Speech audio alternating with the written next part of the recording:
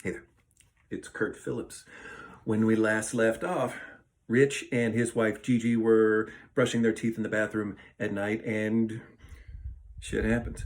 And I gotta tell you, it came out of my head, but it feels a little strange coming out of my mouth. And here we go.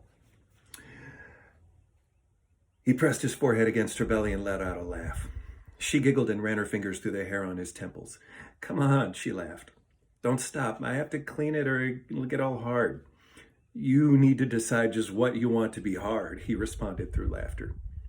Oh, I don't think there's a problem with that. Come here. She slid off the sink and grabbed a handful of his t-shirt, pulling him from the bathroom to the foot of their bed and shoved him down. Gigi smiled and with one motion took off her robe and threw it onto the chair in the corner. What's this? Rich's erection was on full display through his shorts as he lay back on his elbows. She shook her head and then lifted off her shirt, depositing it on the floor. Yeah, I don't think we've got an issue with that at all. She pulled her pajama shorts down to the floor and kicked them neatly on top of her shirt. Hold on. She lifted her finger and ran to the bathroom. The water ran for a few seconds and she emerged with a steaming hot, wet towel. She sauntered to the foot of the bed and slid a knee onto the bedspread. I think you're dirty, she said playfully as she pulled his shorts down with one expert hand. Rich was silent. Gigi knew how to shut him up.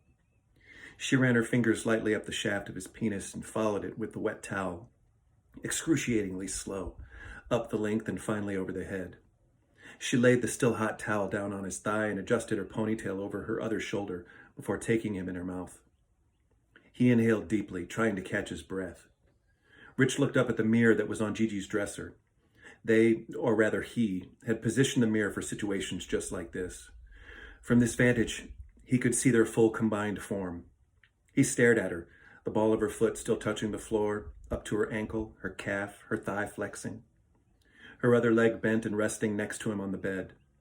He could see the faint outline of her ribs expand as she moved and breathed, nodding slowly and rhythmically. She lifted her head and let him pop out of her mouth. She licked, tickled, and smiled at him before going down again, this time almost swallowing him whole. Rich breathed hard and after a moment sat up. He reached under her arms and pulled her fully onto the bed. If he didn't take control, this would be over way too soon. I think you're a little dirty. He pulled the towel off his leg, put it over his hand, and ran it up the inside of her thighs, not stopping where they met, but pulling her further up on the bed until her head reached the pillow. He repositioned the towel and began massaging her. He sat on his knees and watched her naked body writhe gently. After he had pulled the wet towel over every crease, every muscle, every bit of the lower half of her body, he moved himself to the foot of the bed and dropped it to the floor.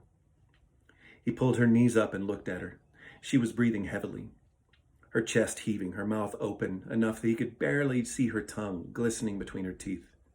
He inhaled slowly and buried his face between her thighs. Oh, God, she whispered. She repeated it like a mantra, knowing that he was listening. She groaned under her breath, motivating him as he made out with her vagina. He inserted a finger and began to move it in time with her breathing, using his other hand to massage her thigh as he plunged his tongue deeper. She was dripping wet. Gigi focused, and Rich's endeavor took little time. She looked down at Rich, and their eyes locked. He knew she was close, so he concentrated his efforts, rhythmically massaging, tickling, plunging with his entire face, his chin pressed hard against her, his nose buried in her pubic hair. She tried to watch him, loving her, servicing her, her slave, but she couldn't keep her eyes open. Every nerve, every muscle came to life, and she flexed uncontrollably. Her teeth clenched as her thighs trembled, and she squeezed her lover's head. Her body pulled him into her, head first. She felt her whole world explode, their world. There was only them. The only thing that existed in the universe was this perfect moment. That was chapter 10. The Hand of the Archer. See you.